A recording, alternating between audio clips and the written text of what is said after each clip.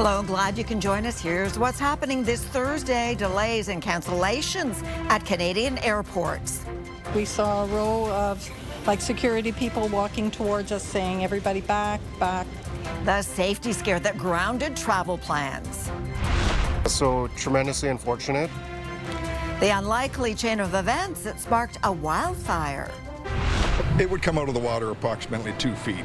Plus, what set off alarm along a beach in Nova Scotia?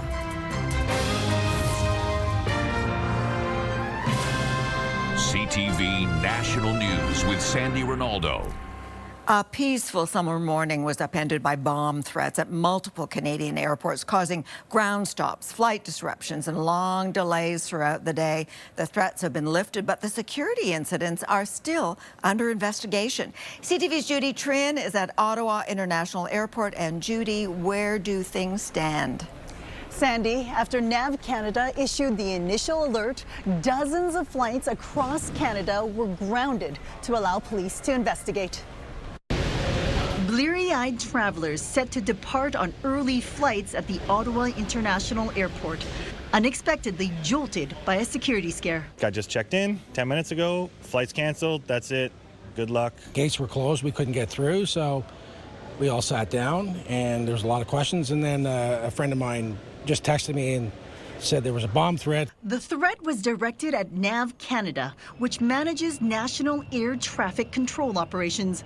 In a statement, the organization said that bomb threats impacted its facilities in Ottawa, Montreal, Edmonton, Winnipeg, Calgary, and Vancouver, and that it's collaborating with authorities to ensure the safety of all personnel and passengers. NAV Canada will not comment on what motivated the threat, but it did evacuate its staff and issued a temporary order to ground planes, preventing takeoffs and landings. Passengers who boarded one flight were forced to disembark. At departure gates, travelers were pushed back to one side of the building. We were walked right up to our gate on time, and as we were approaching gate 26, we saw a row of security people walking towards us saying, everybody back, back, turn around. In Winnipeg, the airport was eerily quiet, but in the end, police did not find a bomb at any of the threat locations. But passengers were knocked off track. We just got a notification that we were rebooked for tomorrow, which is 24 hours too late for our family reunion. Normal operations resumed after more than 3 hours across affected airports. But the investigation and finding out who's responsible will take much longer. Sandy. All right, Judy, thank you. A little bit of optimism as Canada navigates the rocky tariff road with the U.S. and as the timeline ticks down for the two leaders to make a deal.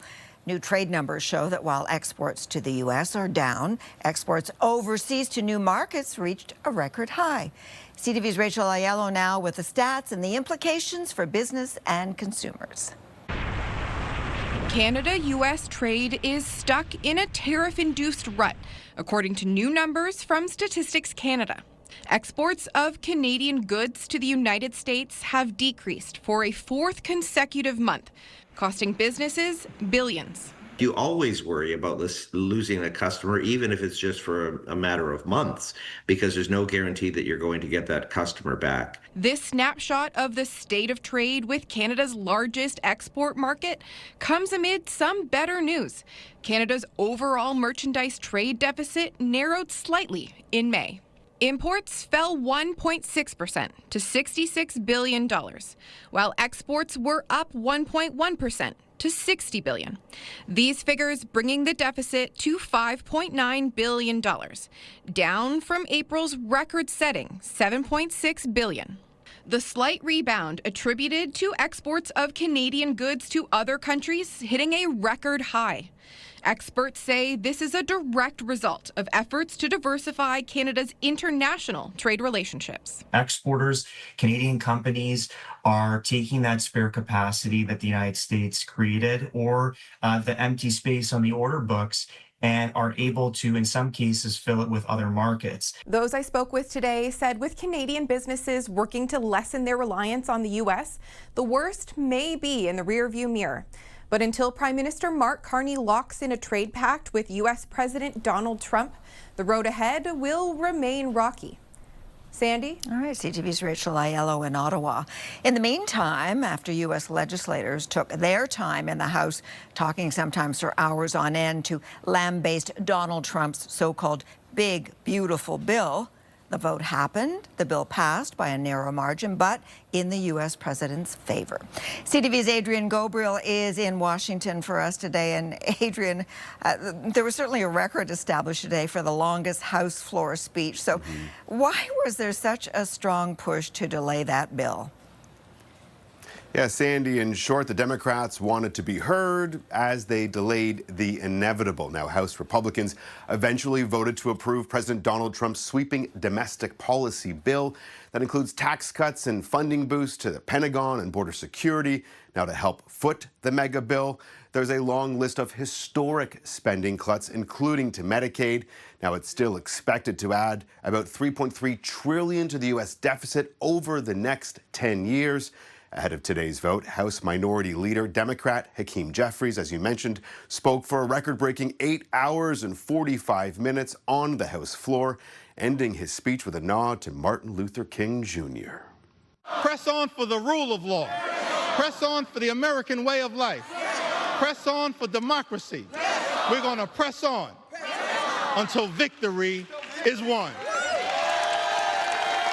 This big, beautiful bill fulfills all the promises of the America First agenda. It is the people's bill.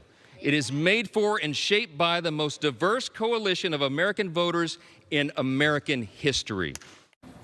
All right, so Adrian, Donald Trump will sign this people's bill, the big, beautiful mega bill tomorrow. How is this going to affect Canada? Well, Sandy, when the bill was first tabled, it included what many had called a revenge tax, opening the door for Canadians to be hit with skyrocketing withholding taxes on the dividends they receive from their U.S.-based investments. Now, that section of the bill has since been scrapped by Congress.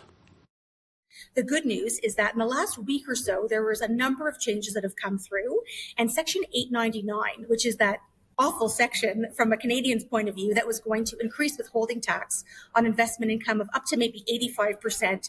That section is not going to apply anymore to us, or that section has changed in such a way that it's not really a concern to us, which is great news for Canadians. Now, in the end, the controversial bill narrowly passed 2018 to 2014, gifting President Trump the first major legislative achievement of his second term. Sandy. Adrian in Washington, thank you so much. Well, 4 years after the village of Lytton, BC was almost wiped out by wildfire, residents have had to flee a raging fire again. Now it turns out an even larger wildfire north of Lytton is also prompting evacuations and was sparked by a car belonging to the RCMP. CTV's BC Bureau Chief Andrew Johnston is with us. And Andrew, what is this all about? Sandy, it's a bizarre scenario involving the RCMP dive team on their way back from a search when they unintentionally started a wildfire. An RCMP officer on the side of the road tries to fight flames with a fire extinguisher, a fire that quickly grew out of control. Tremendously unfortunate. The RCMP dive team had been at a nearby lake searching for the body of a swimmer who'd landed awkwardly after a cliff dive and never surfaced. The Mounties were heading back to Metro Vancouver, towing their boat on a trailer. RCMP say one of the trailer's wheels suddenly flew off, landing in the ditch and sending up a shower of sparks that in seconds ignited flames. We meet certain standards with the maintenance of our equipment, and you know, at this particular point, it does appear that equipment simply failed. Accidents happen, and I think that's one of the things coming out of this. The fire is now burning across more than 1 square kilometer, sparking rural evacuation orders and the closure of a highway north of Lytton. The town that was nearly destroyed by wildfire almost exactly 4 years ago in a region getting disturbingly accustomed to being threatened. People don't realize this is more of the norm for rural residents. We have had fires here every single year since 21. People are anxious, and it does make you remember. But I also think we need to look at ways that we can adapt and we can be more proactive in dealing with what's happening. A positive note on the fire started by that wheel flying off the RCMP trailer. It exploded in size yesterday, but has not grown overnight. It is still considered out of control. Sandy. Andrew Johnson. Thanks, Andrew. A Montreal mother accused of abandoning her 3-year-old child last month is now facing an additional charge of causing bodily harm by criminal negligence. The 34-year-old woman was arrested on June the 16th, the day after reporting that her daughter was missing and triggering a massive police search. The child was found alive 2 days later on the side of a highway near St. Albert, Ontario, which is about 150 kilometers from the family home in Montreal. The mother has also been charged with child abandonment. A troubling incident near Toronto, a Muslim woman targeted and violently swarmed by a group of people. And as CTV's Alison Hurst reports, the police hate crimes unit is now investigating. Watch as a person jumps onto the counter in the middle of the screen at an Oshawa Pizza. It happens again before another hops over to try and take something. That's when the owner comes out of the back trying to stop them and is swarmed in a violent attack. And I was devastated, absolutely devastated. There's not much that happens in this community that is like that. Skylar Griswold was at the plaza around 12:30 a.m. Wednesday when it happened. There was loud music, and then there was like running and screaming and yelling, and I was like, okay, well, I don't really know what's going on here, but don't want to get too involved. The surveillance footage is blurred because police say the suspects are all under the age of 18. As it continues, more people get involved. The victim was taken to hospital. My mother is still recovering from the attack. She is deeply shaken. The incident has left her scarred and extremely on edge. This morning, the victim's daughter spoke at a news conference. Hearing the news, I was numb. After seeing the footage of the incident multiple times, every time I am left in shock to see my mother attacked by several people at the same time. Durham Regional Police say the investigation is in its early stages, but their hate crime and equity and inclusion units are involved. We are looking for a group of males and females. I believe the majority of them were females. However, we are looking for both. Police did not give an exact number of suspects, but the National Council of Canadian Muslims says there were 10 and are calling for action. It's time for the words to become actions now. Our elected officials to acknowledge what is happening across the country and to formulate a real plan with real solutions. They want to see consultation with community members, a robust anti-hate crime unit, an extension of the anti-hate grant to include businesses, and an anti-hate and anti-Islamophobia curriculum. Griswold also works in the plaza and knows the victim. I was in complete and utter shock.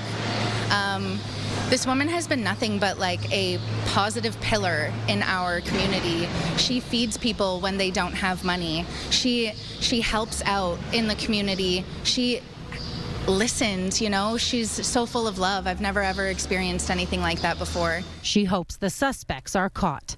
Alison Hurst, CTV News, Oshawa. The RCMP is investigating a crash along a Manitoba highway that took the life of a bass player for a prominent indie Winnipeg band and his partner. The couple was believed to be sitting in a parked car when another vehicle crossed the center line and hit them. A third person has since died. CTV's Alex Carpa now on the loss and the renewed focus on highway safety. Brendan Berg was a well-known bassist in the Manitoba music scene. He and his partner Olivia were killed in a highway crash on Tuesday. His band, a well-known local indie pop band, Royal Canoe, confirming his death on social media, saying the group is in a state of shock as they try to process the news. Brendan was the kindest, sweetest man you could ever know. It's a very hard week for Manitoba music folks. Vanessa Kuzina knew Berg very well, doing music collaborations with him for several years. The 42-year-old played in over 20 bands during his career, but was most famously known for the time he spent in Royal Canoe. I'm feeling profound sadness for our whole communities. I'm also feeling a lot of gratefulness. Manitoba RCMP say there have been 7 deaths on Manitoba highways over the last week, bringing the total number of fatalities in 2025 to 34. At this time last year, there were 23 deaths. It is a tragedy that we see that many fatalities on our highways. Ahmed Shalabi, who is a transportation engineer, says road safety, particularly on highways, should be a priority on the national level. It involves a way to analyze crashes in detail technical detail such that we can learn from these tragedies and be able to prevent future ones. As for remaining safe on the highways when driving, Sandy, experts say it's important to maintain a safe following distance, be aware of your surroundings, and don't be complacent or too comfortable when behind the wheel. Sandy? Okay, CTV's Alex Carpa in Winnipeg. Another car accident, this one claiming the life of Liverpool FC soccer star Diogo Jota, who was driving from Portugal to Spain with his brother. I'm devastated. And he's so young, kids, and just can't believe it. Police say Jota's Lamborghini veered off the road after a tire blowout and burst into flames. The father of three, who was married just 2 weeks ago, helped Liverpool to the Premier League title this past season. He was 28 years old. His brother, Andre Silva, also a professional footballer, was 26. Coming up after the break, as Calgary saddles up, I think that we're going to see more people from across the country. Security ramps up at the Stampede.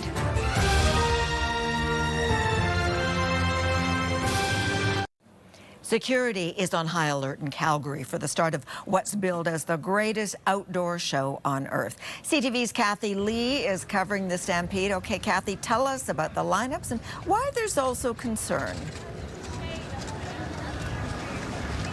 Yeah, there are some concerns, Sadie, but before I get to that, Stampede grounds open, lots of people are here. This is, of course, the day before the official kickoff. I see mini donuts behind me, so I'm going to have to grab some of that a little bit later. But what about 1.3 million people are expected to come to the Stampede grounds, not just from Calgary, but around the world as well. And it's a true economic driver for Calgary as well as for the province. Officials say that this event alone over the next 10 days generates more than $280 million. And this is really a big deal for businesses, hundreds of businesses in Calgary. Some are going to make the most revenue from the 10 days at this event. Others are going to see a really big boost, and it's something that they're looking forward to. Have a listen. Oh, absolutely. There's like a huge bump in that time. We see people from all around the world. It feels like a party for the full 10 days. Just busy from the beginning right to the end. You can hear how happy and excited people are about the Calgary Stampede there, Sandy. As for the number of people that are going to be on the grounds, there's going to be a lot, and that's why security has been beefed up. In fact, the Calgary Stampede grounds is going to be a temporary police district with headquarters, dispatchers, and officers on the ground. Anti-ramming barriers have been put up, additional ones actually just to deter people from driving onto the grounds. At security, when people come in, they can't just get through with a ticket. They're going to have to go through metal detectors, and security, they're going to be checking their bags. And what's new this year, Sandy, are drones. So drones are going to be flown over. Police are going to be flying the drones over the Calgary Stampede grounds, and that's a carryover from the drones that were used at the G7 summit. Right. Sandy. All right, Kathy, thanks so much for this. Have fun. Still ahead after a parting of ways, we hear from the man who led the Raptors to glory.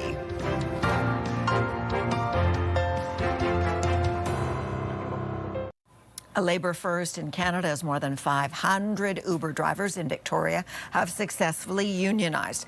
The drivers campaigned on securing better health, safety, and transparency measures in Uber's rating system. They will be part of British Columbia's largest private sector union. Now, former Toronto Raptors president Masai Ojiri is speaking publicly for the first time since his sudden departure last week from the NBA organization, when management said it is moving the team in a different direction. I'm so grateful and thankful for the opportunity. Fans, my family, colleagues, coaches, players, the owners, everybody they've been incredible. To me and Toronto. I love you, Toronto. I love you, Toronto. Ojiri, who was appearing on Good Morning America, also expressed optimism about his future and promoted his basketball charity called Giants of Africa. After the break, panic in the water what beachgoers saw that gave them such a fright.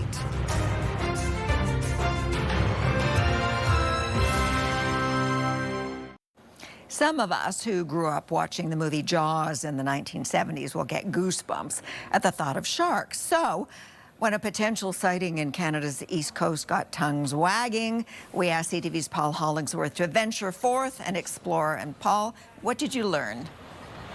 Sandy, a fin was spotted in the water not far from shore. As you can imagine, it caused a high level of concern. Experts can't confirm if it was a shark, but to be safe, this beach was closed for 2 hours. Wednesday morning was a hot and lazy day at the beach when Grant Wilkinson looked up and spotted an oversized fin in the water. It would come out of the water approximately 2 feet. It's pretty big.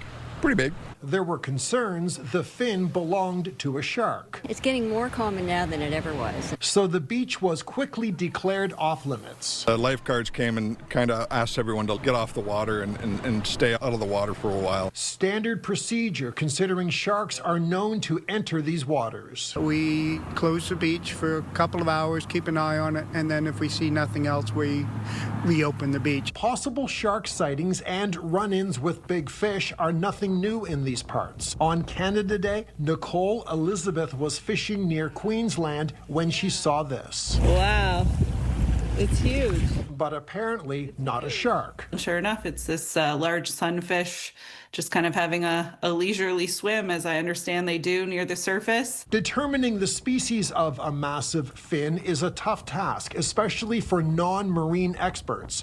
Neil Hammerschlag says shark fears are slightly overstated. And sharks help control and keep balance in the oceans and keep it healthy, so that's a good thing. But sharks generally don't want to have anything to do with people. In the off chance anyone encounters a real shark, there are 3 basic tips to keep in mind. Swim in supervised areas, stay safe, listen to the lifeguards. According to the Nova Scotia Lifeguard Service, last year there were as many as 4 reported fin sightings, and this was the first one of 2025. Sandy. And there'll be more. Okay, Paul, thank you. And thank you for sharing your time with us. I'm Sandy Ronaldo. Omar is here tonight. Todd Vander Hayden tomorrow. Your local CTV News is coming up. Be well. Have a nice evening.